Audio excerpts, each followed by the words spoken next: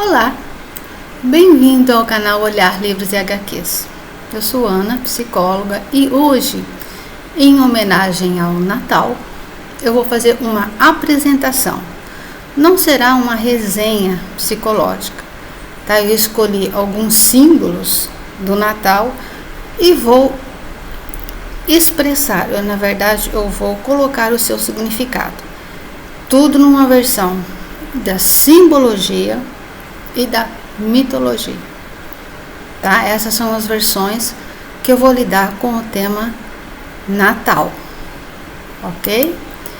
É apenas uma homenagem, né, de uma data que eu acredito e que eu gosto muito e que é importante, e eu resolvi expor para vocês o significado simbólico de alguns símbolos, né, como a árvore, como o presépio, a origem do Natal, uma origem na versão mitológica, ok? Bom, então eu vou fazer uma apresentação do significado simbólico de alguns temas que giram em torno do Natal, bem como a leitura de 2 contos natalinos, tá? O entendimento e as possíveis reflexões vai ficar para vocês. Eu apenas vou contar. Ele pode se tornar um vídeo um pouquinho longo, mas aí, como é uma apresentação, vocês podem ir vendo aos poucos. Eu vou iniciar com os significados dos símbolos. Eu usei como fonte de referência, tá? Os significados simbólicos tem como referência o vídeo no YouTube, tá? Eu já falei dela aqui, da Renata Peluso, que é uma professora da Escola Nova Acrópole, mas eu vi no vídeo dela, tá? Que chama Culturaria da Rê, Símbolos do Natal. Aí, o que eu vou falar é baseado nessa fala dela, tá? E também tá no dicionário dos símbolos do Jean Chevalier. Eu já mostrei, mas eu vou mostrar ele de novo, que às vezes, né, algumas pessoas... É esse dicionário aqui, ao qual, para mim, é um referencial. Eu sempre uso ele em termos dos significados simbólicos, tá? Então, terá a fala dela e o significado do dicionário, ok? Então, lembre-se, é uma abordagem mitológica filosófica. Bom, eu inicio com os dizeres sobre o mito do deus Mitra. Aí eu vou falar da origem do Natal, tá? O que o dicionário do Jean Chevalier fala sobre o deus Mitra? Deus das religiões de mistério ou de salvação, distribuidor da energia vital, soberano dos exércitos, chamados de Deus ou de Sol Invicto, Sol Invictus. Ele nasceu de um rochedo em 25 de dezembro, dia em que se celebrava depois dos solstícios de inverno. É o renascimento do sol, o Natalis Solis. O culto de Mitra simboliza a regeneração física e psíquica pela energia do sangue, em seguida pela energia solar e, por fim, pela energia divina. Ele vem exaltar não somente a energia vital do guerreiro, mas a energia daquele que é chamado a combater todas as forças do mal, para triunfar a pureza espiritual, a verdade, a dádiva de si e a fraternidade universal dos seres vivos. Jean Chevalier. Eu vou fazer um paralelo entre o mito do deus Mitra, Solos Invicto, e o Natal, nascimento de Jesus. A origem de Natal é uma festa de inverno, uma festa do Sol Invicto, onde se comemora o culto ao deus Mitra, deus Sol, uma homenagem à sua trajetória pela escuridão da noite, na noite mais longa do inverno, onde com sua luz vai caminhando, passando e enfrentando diversas batalhas associadas à escuridão, medo, incertezas, inconsciências, até o dia amanhecer e ascender a toda a sua luminosidade. Simbolicamente, é uma batalha das imperfeições da matéria, corpo, para a purificação da alma e espírito, consciência. Por que a véspera, né? Por que se dá tanta importância à véspera, no dia 24?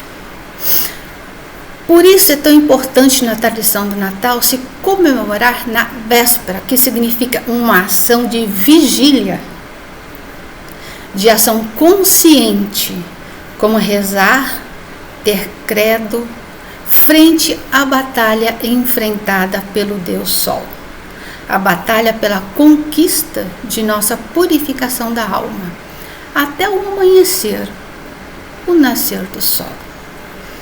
A nossa vigília, a nossa ação consciente, junto, simbolicamente, tá, pessoal? Junto com essa questão do caminho do escurecer, para encontrar a luminosidade, para encontrar a pureza, a luz do menino Jesus. História. Todo o credo nesta mitologia era muito forte. A religião cristã se apropriou para criar a sua própria mitologia, incorporando os símbolos como seus significados, a história do nascimento de Jesus. Algumas associações do nascimento de Cristo com a festa ao sol invicto. Na noite mais longa e escura do inverno, onde a escuridão da alma se depara com nossos malefícios, incorporados os sentidos de numa batalha expurgar nossas imperfeições. A vigília representa a ação humana que necessariamente precisa ser e estar vigilante, acordado, consciente, para o nascimento de um ser que representa o vencer da escuridão, uma criança pura de espírito, iluminada como o sol, a esperança, o amor, a ressignificação da consciência humana. Alguns símbolos. A manjedoura. A manjedoura de palha, madeira, representa a forma física, a matéria, que vai receber o menino Jesus. Representação do espírito puro, pleno de luz, uma junção de corpo e alma, uma purificação. Presépio representa o local da junção dos três reis magos, que simbolizam a realeza, a nobreza em homenagem ao menino Jesus. Seguem a estrela de Belém, pois representam aqueles que têm um ideal, tendo a estrela sol, um caminho a seguir, também representando a passagem das provas pela escuridão da noite, matéria, busca do potencial de luminosidade do Espírito do Sol, o menino Jesus. Ai, pessoal, desculpa, tá coçando aqui.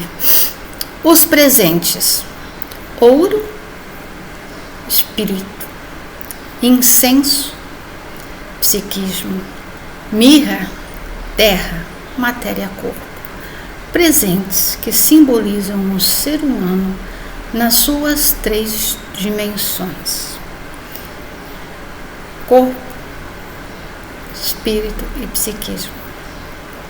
O presépio, com os animais e pastores, simbolizam a nossa vida interior e o acolhimento do homem ao espírito. A árvore de Natal, primeiro, porque simboliza a árvore que representa o eixo que liga a vida, matéria e espírito. pinheiro, pelo seu formato, um triângulo com base na terra raiz, com a estrela dourada de 5 pontas do sol, a junção do céu, a junção do corpo e espírito. É a representação da ascensão do corpo ao espírito, consciência. As bolinhas, representação dos planetas do cosmos com as suas luzes e estrelas. É uma miniatura do cosmos. Presentes ofertados às pessoas. As velas foram os primeiros ditos presentes de Natal. Foram os primeiros presentes a serem ofertados na noite de Natal, para iluminar a noite. Simbolicamente, ao ir derretendo a cera, ela vai expurgando todas as mazelas das imperfeições humanas, ficando cada vez mais plena de luz. Purificação do espírito, da consciência. Aquele corpo cheio de imperfeições e mazelas, ele vai derretendo e vai sobrando a luz do espírito. Não é bonito? É uma imagem bonita, né? Eu adoro vela, tenho paixão por vela. No Natal, então, minha casa só tem vela. Portanto, uma festa, digamos que importada, né? Mas, se esclarecida aos seus significados simbólicos, pode ser muito bem vivenciada e experienciada ao que se propõe, que é um momento profundo de resgate de si mesmo, independentemente da crença, da fé, da história.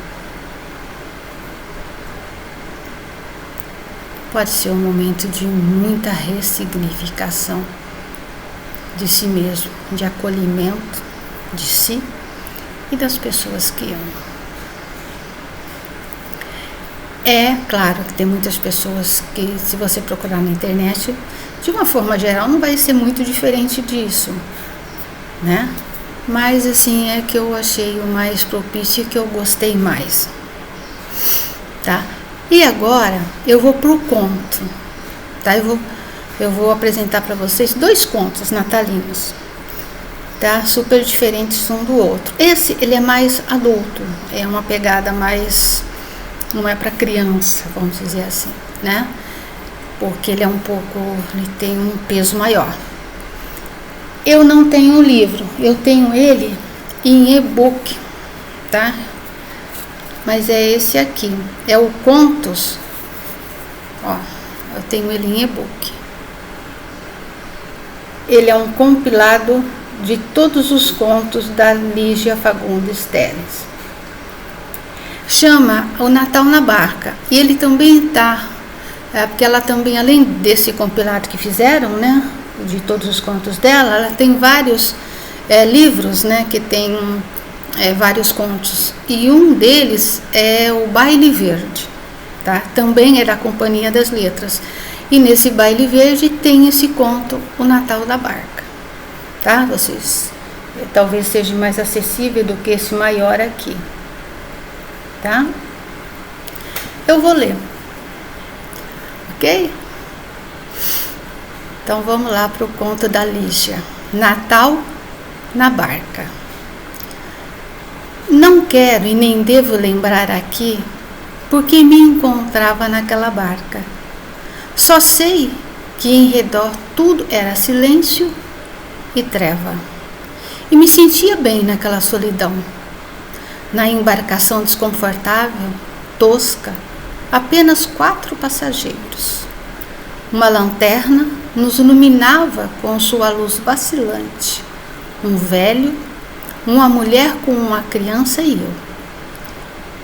O velho, um bêbado esfarrapado, deitara-se de comprido no banco e dirigira palavras amenas a um vizinho invisível e agora dormia.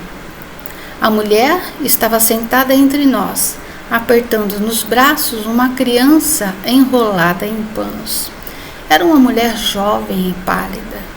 O longo manto escuro que lhe cobria a cabeça dava-lhe o aspecto de uma figura antiga. Pensei em falar-lhe assim que entrei na barca, mas já devíamos estar quase no fim da viagem e até aquele instante não me ocorrera dizer-lhe qualquer palavra.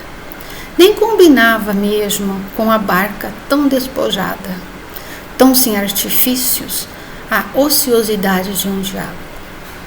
Estávamos sós, e o melhor ainda era não fazer nada, não dizer nada, apenas olhar o sulco negro que a embarcação ia fazendo no rio. Debrucei-me na grade de madeira corcomida, acendi um cigarro. Ali estávamos os quatro, silenciosos, como mortos, num antigo barco de mortos deslizando na escuridão. Contudo, estávamos vivos. E era Natal. A caixa de fósforos escapou-me das mãos e quase resvalou para o rio. Agachei-me para apanhá-la, sentindo então alguns respingos no rosto. Inclinei-me mais até mergulhar as pontas dos dedos na água. Tão gelada, estranhei, enxugando a mão. Mas de manhã é quente. Voltei-me para a mulher que embalava a criança e me observava com um meio sorriso.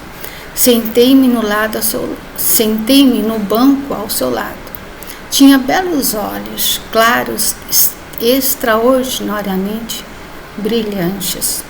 Vi que suas roupas puídas tinham muito caráter, revestidas de uma certa dignidade. De manhã, esse rio é quente, insistiu ela me encarando. Quente? Quente e verde, tão verde que a primeira vez que lavei nele uma peça de roupa, pensei que a roupa fosse sair esverdeada. É a primeira vez que vem por essas bandas? Desviei o olhar, o chão de largas tábuas vastas, e respondi com uma outra pergunta. Mas a senhora mora aqui por perto? Em Lucena? Já tomei essa barca não sei quantas vezes, mas não esperava que justamente hoje. A criança agitou-se, choramingando. A mulher apertou-a mais contra o peito, cobriu-lhe a cabeça com o chale e pôs-se a niná-la com um brando movimento de cadeira de balanço. Suas mãos destacavam-se exaltadas sobre o chale preto, mas o rosto era tranquilo. Seu filho? É. Está doente. Vou ao especialista. O farmacêutico de Lucena achou que eu deveria consultar o médico hoje mesmo. Ainda ontem ele estava bem, mas de repente piorou. Uma febre. Só febre. Levantou a cabeça com energia. O queixo agudo era altivo, mas o olhar tinha a expressão doce. Só sei que Deus não vai me abandonar. É o caçula? É o único. O meu primeiro morreu.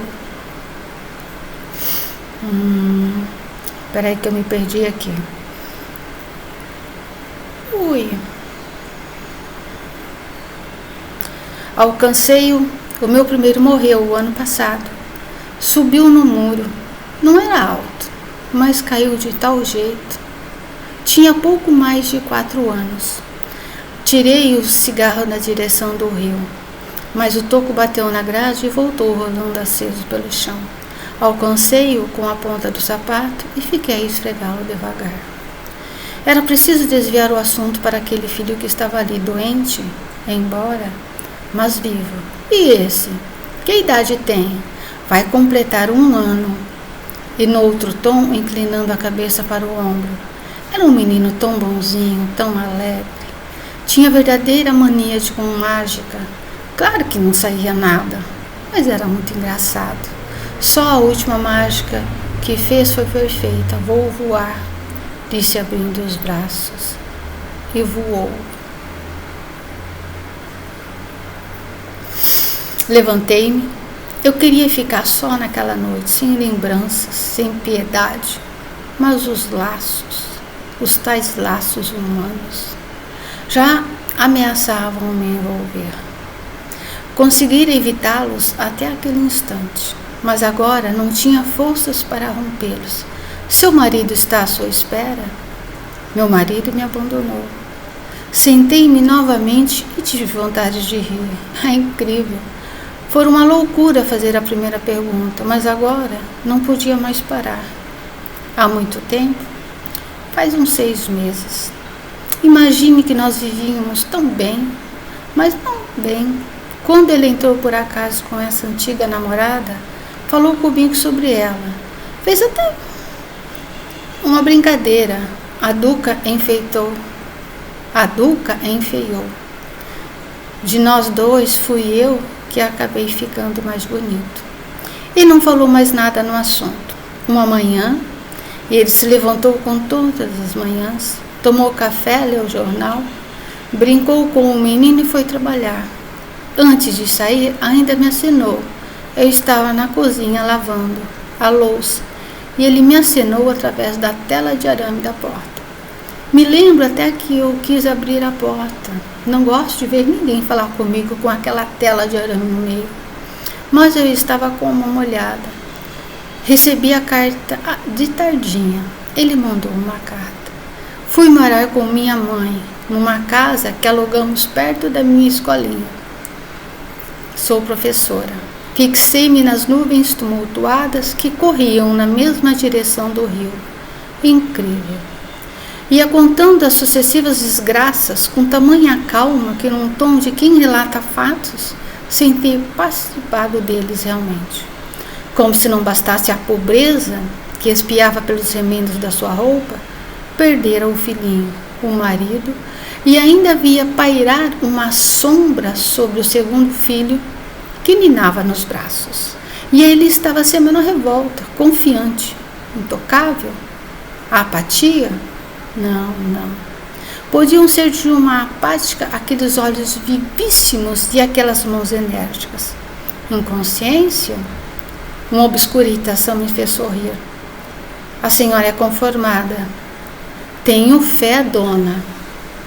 Deus nunca me abandonou. Deus, repeti vagamente. A senhora não acredita em Deus? Acredito, murmurei.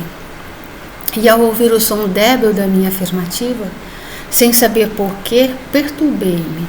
Agora entendia. Aí estava o segredo daquela confiança, daquela calma. Era a tal fé que removia montanhas. Ela mudou a posição da criança, passando-a do ombro direito para o esquerdo, e começou com voz quente de paixão. Foi logo depois da morte do meu menino. Acordei uma noite tão desesperada que saí pela rua fora.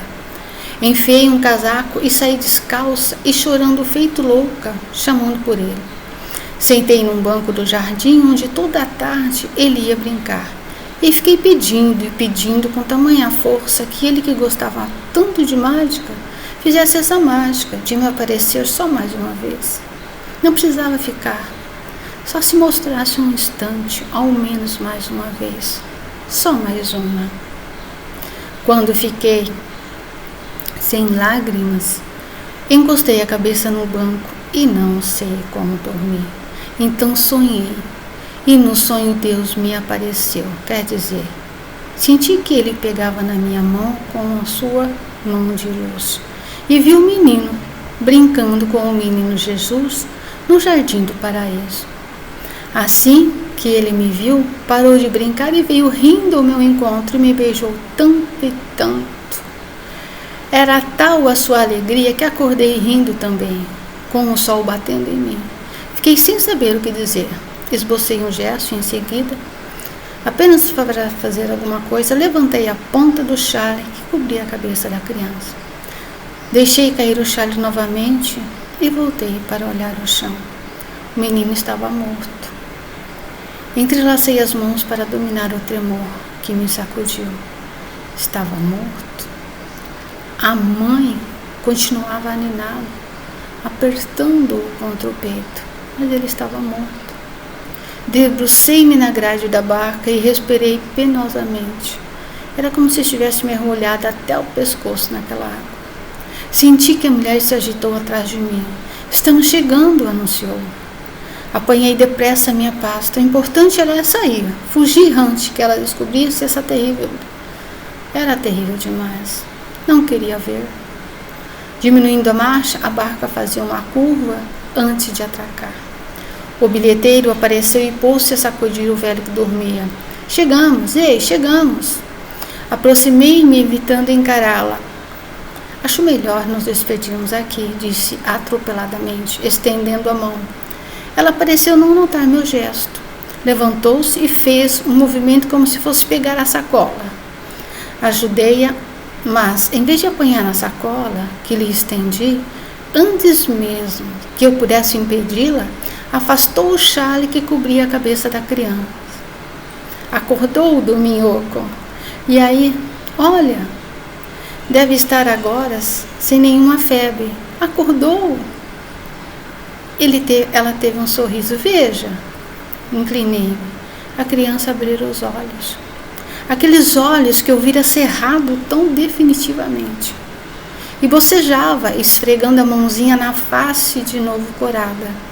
Fiquei olhando sem conseguir falar. Então, bom Natal, disse ela, enfiando a sacola no braço. Encarei-a. Sob um manto preto de pontas cruzadas e tiradas para trás, seu rosto resplandecia. Apertei-lhe a mão vigorosamente e acompanhei-a com um olhar até que ela desapareceu na noite. Conduzido pelo bilheteiro, o velho passou por mim, reiniciando o seu afetuoso diálogo com o vizinho invisível. Saí por último da barca. 2 vezes voltei-me ainda para ver o rio. E pude imaginá-lo, como seria de manhã cedo. Verde e quente. Verde e quente.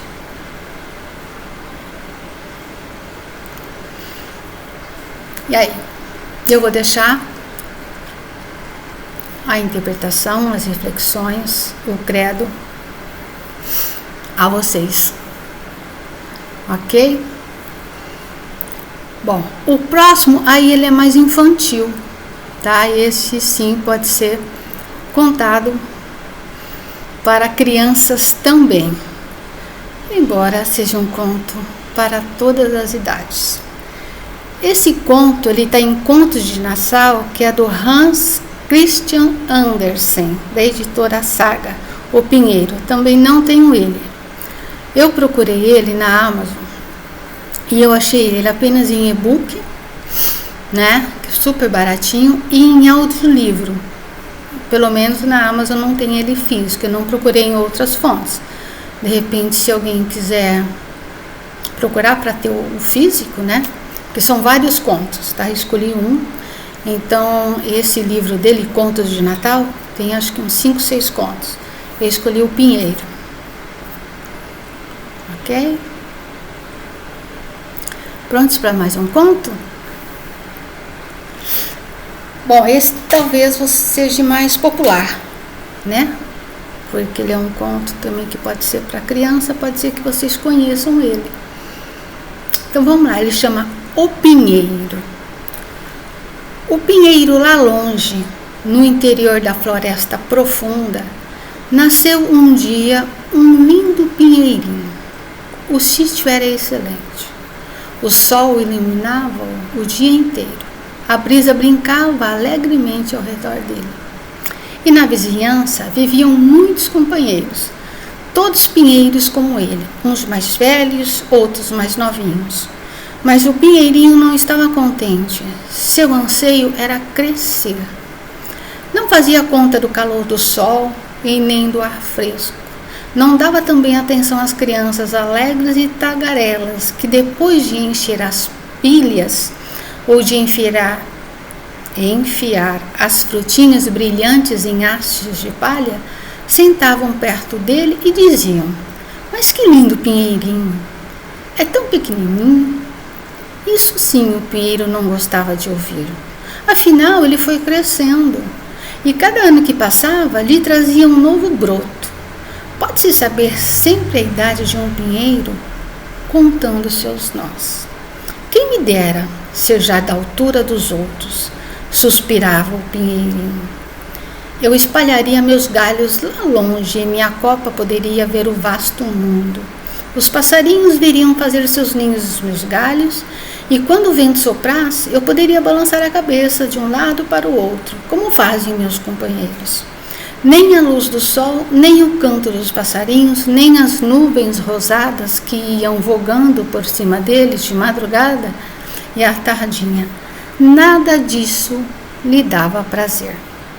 No inverno, quando o chão estava branco de neve resbaladiça, andava por ali uma lebre, em loucas correrias, e até dava saltos mesmos por cima da cabeça do pinheirinho, que achava aquilo a coisa mais irritante do mundo. Passaram-se assim 2 invernos, mas já no terceiro a lebre não podia mais saltar por cima. Limitava-se a correr em roda dele. O pinheirinho estava mais alto, e sempre pensando consigo, crescer, ficar bem alto e mais velho. A única coisa neste mundo que dá valor à vida. Pelo outono apareceram os cortadores e abateram algumas árvores maiores. Era assim todos os anos, e o nosso jovem pinheirinho, já então de porte irregular, estremecia quando via aquelas árvores enormes, magníficas, caírem ao chão, como um estrondo tremendo. Cortavam-lhe então os galhos, e assim, despojados e nus, mal se reconheciam agora os esguios troncos das soberbas árvores. Eram então deitados uns sobre os outros em carros enormes, e os cavalos, em breve, os levavam para longe, longe da floresta. Onde iriam? Qual seria o seu destino? E quando na breve os levavam para longe, longe da floresta, onde iriam? E quando na primavera voltavam as cegonhas e as andorinhas, o pinheiro indagou: vocês sabem para onde levaram?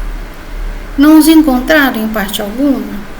As andorinhas nada sabiam, mas a cegonha, depois de refletir um momento, disse: sim, creio que os encontrei, quando voltava do Egito e vi muitos navios com mastros esplêndidos. Desconfio muito que eram as árvores do que falas. Cheiravam a pinho novo, e dou-te meus parabéns. Navegavam magnificamente. Ah, quem me dera ser tão alto como eles, para ir também navegar no mar. O que é isso, o mar? Como se parece? Ora, isso levaria muito tempo a explicar, retorquiu a cegonha, erguendo o vôo, e os raios do sol diziam ao pinheirinho: regozija-te com a mocidade, regozija-te com tua viçosa juventude, com a vida exuberante que te corre nas fibras. E o vento beijava a arvorinha, e o orvalho a umedecia com suas lágrimas. Pelo Natal, foram abatidas muitas árvores novas, da mesma altura daquele pinheirinho, que estava sempre ansioso para ver o mundo. Cortaram até algumas menores e mais novas que ele. Essas arvorezinhas eram escolhidas entre as mais belas, ninguém as despojou de seus galhos.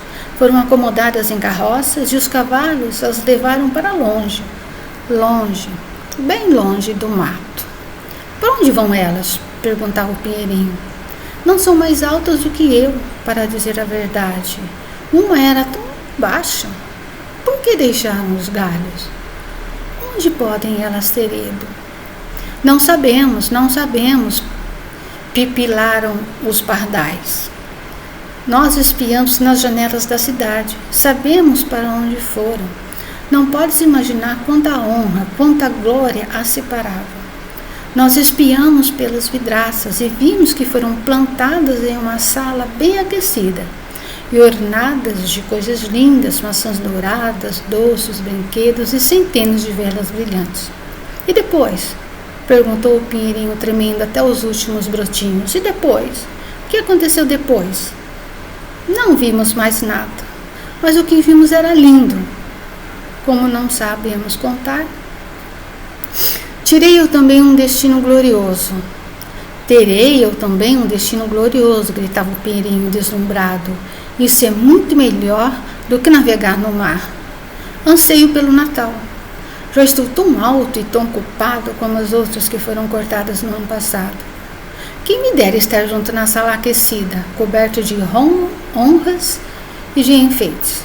E depois, sim, depois havia de acontecer alguma coisa ainda melhor. Se não fosse assim, por que teria um trabalho de me adornar? Deve vir alguma coisa ainda maior, ainda mais esplêndida. Mas que será? Como me custa esperar tanto? Já nem sei o que sinto em mim. Regozija-te no nosso amor, diziam o ar e a luz. Alegra-te com tua mocidade e com tua liberdade. Alegre-se. E o pinheirinho jamais podia fazer. Crescia e crescia, inverno e verão. E lá estava ele, todo vestido de folhagens verde sombrio, e as pessoas que o viam diziam, que linda árvore! E quando veio o Natal, foi o primeiro que abateram. O machado penetrava na madeira cada vez mais profundo, e o pinheiro caiu por terra. Soltando gemidos de dor, parecia muito. Uma agonia, uma fraqueza que jamais imaginara. Esqueceu-se, naquele momento, da sua boa sorte. Tamanha era a tristeza que sentia ao deixar o lugar onde nascera. Sabia que nunca mais veria seus companheiros queridos, nem os pequeninos arbustos e as flores que tinham desabrochado a sua sombra, talvez nem sequer os passarinhos, e a viagem também não lhe pareceu nada agradável. Somente tornou a si quando no pátio, por onde fora levado com outros pinheiros, ouviu um homem dizer, este é esplêndido, é exatamente o que nós queremos. Vieram então 2 criados muito bem vestidos e levaram o pinheirinho para uma grande e bela sala, cheia de quadros pelas paredes. Na chaminé viam-se os vasos chineses com leões na tampa. Havia na sala também as cadeiras de balanço, sofás estofados de seda, mesas cobertas de livros, de figuras e de brinquedos, que tinham custado milhares e milhares de cruzeiros. Pelo menos assim diziam as crianças. O pinheiro foi plantado em um barril cheio de areia, mas ninguém sabia que era um barril, porque estava todo coberto de plantas verdes e posto sobre um tapete tecido de alegres cores. Como ele estremecia, o que ia acontecer agora? Agora, uma moça ajudada pelas crianças começou a adorná-lo. Penduraram em alguns galhos ninhos recortados de papel de cor e cheios de ameixas cristalizadas. Noutros eram nozes e maçãs douradas, que pareciam ter nascido e crescido ali. E mais de 100 velinhas de cera, vermelhas, azuis e brancas, foram postas por entre os galhos. Bonecas que quase pareciam gente viva. O pinheiro nunca tinha visto coisa semelhante. Pareciam dançar entre os ramos. E lá mais acima, no ponto mais alto, no vértice da árvore, prenderam uma grande estrela de ouropel. Aquilo era, na verdade, esplêndido e incomparável. Quem me dera que fosse noite, pensava o pinheiro. Tomara que acendam 2 velas, as velas, porque então... que será então? E os outros pinheiros virão da floresta para me ver? Os pardais voarão até aqui para espiar pelas janelas? Ficarei aqui, assim adornado, todo inverno e todo o verão? E de tanto pensar nessas coisas, o pinheiro começou a sentir dor na casca. E a dor da casca, nas árvores, é o mesmo que a nossa dor de cabeça. Enfim, as velas foram acesas. Oh, que esplendor!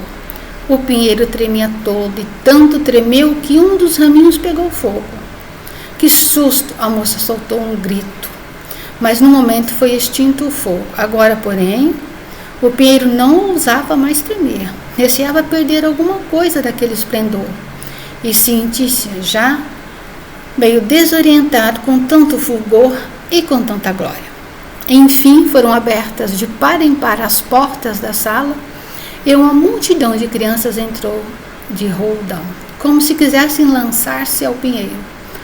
A gente grande entrou com mais compostura. Os pequenos ficaram mudos por um instante somente, e começaram a soltar gritos de alegria que repercutiam nas paredes, e dançavam em roda do pinheiro. E os presentes foram tirados da árvore um por um. Que fazem eles? Perguntava o pinheiro consigo mesmo. Que virá agora? As velas foram se gastando e quando chegavam ao fim, junto dos galhos, eram logo apagadas e as crianças tiveram a permissão de despojar a árvore. Atiraram-se ao pinheiro com tamanho ímpeto que, se ele não estivesse preso ao teto por um arame, oculto sob a estrela dourada, teria certamente caído ao chão. Puseram-se então as crianças a dançar com os seus lindos brinquedos, e ninguém mais deu atenção ao pinheiro, a não ser a velha aia, que examinava os galhos a ver se não tinha ficado escondido algum figo ou maçã. Uma história, gritavam as crianças, levando para o lado da árvore um homenzinho baixote e gordo. Sentem-se, ele disse. Sim, é muito agradável sentar-se a gente aqui, à sombra dos galhos verdes. Além disso, a árvore também podem aproveitar a minha história, mas vou contar só uma. Qual preferem vocês? A história de Abed ou do Barrigudinho? Aquele que caiu do morro baixo e mesmo assim veio assentar no trono e se casar com a princesa. Abed, gritavam uns. O Barrigudinho, clamavam outros. Era um alarido terrível. Só o pinheiro estava calado, pensando. Deverei também fazer barulho? Ou ficar quieto aqui? Porque era ele, sem nenhuma dúvida, um dos companheiros da festa e fizera tudo quanto dele se exigira. E o homenzinho baixote e gordo contou a história do Barrigudinho, que caiu do muro e mesmo assim subiu ao trono e se casou com a princesa. E as crianças batiam palmas e pediam outra. Queriam ouvir também a história do Abed, mas o homenzinho não a contou. E o pinheiro ali estava, tranquilo e pensativo. Os passarinhos do mato nunca tinham contado aquilo. O Barrigudinho caiu do muro e assim mesmo subiu ao trono e se casou com a princesa. Sim, passava-se no mundo das coisas estranhas. E o pinheiro acreditava que tudo aquilo era verdade, pois quem o afirmava era o homem tão bem posto e dizia no íntimo do coração: quem sabe se eu também hei de cair ao chão e depois de casar com a princesa? E alegrava-se na antecipação do dia seguinte, em que seria de novo enfeitado de velas e brinquedos ou papéis de frutas. Amanhã não hei de tremer. Estarei mais seguro na minha magnificência. Amanhã ouvirei outra vez a história do Barrigudinho e talvez também da ave de Abed. Quem sabe? E o pinheiro meditou nisso a noite inteira. De manhã vieram as criadas e a árvore pensou logo: vai começar de novo a minha grandeza. Mas as criadas retiraram-no dali. Sumiram com ele a escada e atiraram-no para um canto escuro do sótão, onde não entrava nenhum só raio de luz. E o pinheiro pensava: que quer dizer isto? Que vim vai fazer neste lugar? O que eu vou ouvir aqui? Apoiou-se na parede para não cair. Pensou e pensou. E teve tempo de sobra para pensar, porque correram dias, correram noites, sem que ninguém entrasse naquele sótão. Afinal, um dia entrou alguém ali, mas somente para meter num canto algum malas velhas. O pinheiro, completamente escondido à vista, parecia também inteiramente esquecido. Agora é inverno, pensava ele. O chão endureceu e está coberto de neve. Não podem plantar-me agora. Por isso tenho que ficar aqui, assim abrigado, até que volte a primavera. Como os homens são sábios e prudentes. Eu só queria que isto aqui não fosse tão escuro e tão solitário. Nem sequer uma lebre. Era tão agradável lá na floresta, quando a neve se alastrava no chão e a lebre andava correndo em roda. Sim, mesmo quando ela pulava em cima da minha cabeça, coisa que então me irritava muito. Mas aqui, a solidão é medonha. Nisto um ratinho veio vindo devagarinho, e veio outro e mais outro, e foram farejando o pinheiro, e acabaram por subir por ele acima, dizendo: faz muito frio aqui. Se não fosse tão frio, seria até bem agradável. Não é, pinheiro velho? Eu não sou velho, respondeu a árvore. Há muitos outros, muito mais velhos que eu. Como vieste parar aqui? O que é que sabes? Perguntou o ratinho, que era muito curioso. Fala-nos do lugar mais delicioso do mundo. Já estivesses lá? Já entrastes na despensa? Lá onde as prateleiras cheias de queijos, onde os presuntos estão pendurados no teto, onde a gente pode dançar por cima das velas? Aquele lugar de onde a gente sai gordo, por mais magro que fosse ao entrar? Não conheço esse lugar, mas conheço a floresta, onde o sol brilha e os passarinhos cantam. E o pinheiro começou a falar na sua mocidade e nos prazeres que gozara. Os ratinhos jamais tinham ouvido nada que parecesse com aquilo e escutavam atentamente. Depois disseram: quanta coisa já vistes! Como tens sido feliz, pinheiro velho? Mas eu não sou velho. Não, retorquiu o pinheiro. Foi ainda neste inverno que saí da floresta. Estou justamente na flor da vida. Como tu sabes? Disseram os camundongos. Voltaram na noite seguinte e trouxeram mais 4 ratinhos, que também queriam ouvir histórias da árvore.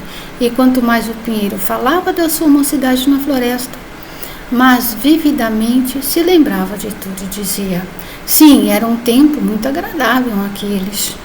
Mas ainda podem voltar. O barrigudinho caiu do muro e apesar disso, casou com a princesa. E o pinheiro lembrou-se de uma linda e delicada bétula nova, que vivia na floresta, uma verdadeira princesa. Uma princesa muito linda, na sua opinião. Quem é esse barrigudinho? Indagaram os ratos. Contou-lhe então a história. Lembrava-se bem de toda ela, e os ratinhos sentiram tanto prazer em ouvi-la que eram capazes de dar saltos até a ponta do tronco do pinheiro de tanta alegria. Na noite seguinte apareceram mais alguns ratinhos e no domingo até 2 ratões se apresentaram. Estes, entretanto, declararam que a história não era nada divertida. E os ratinhos, depois de ouvirem esta opinião, muitos vexados, também não acharam muita graça nela. Sabes unicamente essa história? Indagaram os ratões. Unicamente esta, respondeu o pinheiro. Ouvi-a na noite mais feliz da minha vida. Ainda que não soubessem até que ponto era feliz. Ainda que não soubessem até que ponto era feliz. Mas é uma história mesquinha. Não sabes alguma que fale sobre carne de porco e de sebo? Alguma história de despensa ou de celeiro? Não, disse o pinheiro. Então, já ouvimos demais, retrucaram os ratões, retirando-se. Também os ratinhos sumiram e nunca mais apareceram. O pinheiro dizia suspirando: é bem agradável vê-los aqui sentados ao redor de mim. Aqueles ratinhos sempre atarefados a escutar o que eu dizia. E até isso agora se acabou. Contudo, terei o prazer de recordá-lo, que me levarem daqui. Mas quando seria isso? Ora, uma manhã entraram algumas pessoas que remexeram todo o sótão. Retiraram dali as malas e o pinheiro também foi puxado lá do seu canto. Atiraram no chão sem o menor cuidado. Um dos criados ergueu e levantou a escada abaixo. E ele tornou a ver a luz do dia. Sentiu o frescor, os quentes raios de sol. Estava no pátio. Agora sim, pensava ele. Agora começa uma vida nova. Tudo era tão rápido que ele não se lembrou de olhar para si mesmo. Havia muito o que ver em roda. O pátio vizinhava com o jardim. Tudo ali era fresco e florescente. As rosas brilhantes e perfumadas debruçavam-se nas latas. Os limoeiros estavam cobertos de flores e as andorinhas voavam para diante e para trás, churreando. Meu bem amado voou. Não era o pinheiro, não que se referiam, mas o pinheiro exultava, tomando de deliciosas esperanças. Eu viverei.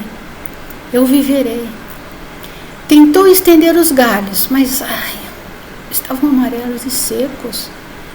E tinham-no atirado por um montão de ervas e urtigas. A estrela de papel dourado, que ficara pregada nos últimos ramos, brilhava ainda assim aos raios do sol. Brincavam no pátio algumas crianças. Aquelas crianças, na noite de Natal, tinham dançado ao redor do pinheiro. Uma das menores, tendo avistado a estrela, correu a arrancá-la e gritava pisoteando os galhos que estalavam debaixo de seus sapatos. Olhem aqui! Olha o que ainda está pregada no pinheiro velho do Natal. Ela está tão feia. E o pinheiro olhou para todas as flores do jardim, agora na frescura de sua beleza, olhou para si mesmo e sentiu no coração uma dor cruciante. Antes eu tivessem deixado consumir-se sozinho no canto escuro do sótão.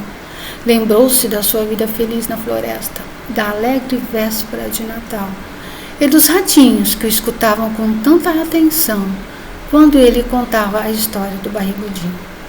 Se ao menos tivesse sido feliz, como poderia ter sido? Tudo acabado. E veio o criado e partiu o pinheiro em cavacos e amontoou-os. Depois prendeu fogo neles. E o pinheiro soltava profundos lamentos, e cada lamento era como um pequeno tiro. As crianças correram para junto dele e pularam em roda da fogueira, gritando paf, paf, paf. Mas a cada um daqueles tristes gemidos era um pensamento que o pinheiro dedicava a um dia luminoso de verão, a uma noite de Natal e ao barrigudinho. A única história também acabada, porque todas as histórias têm de chegar algum dia ao seu fim. E aí, conheciam a história? As reflexões, os entendimentos vão ficar para vocês. Esta é uma homenagem minha ao Natal, uma data a qual tenho muito respeito e carinho. Espero que vocês tenham gostado, espero que apreciem os contos, cada um com a sua singeleza e com os seus significados. Eu agradeço por toda a companhia, por vocês estarem me assistindo, me ouvindo. E nos vemos no próximo olhar. Boas festas.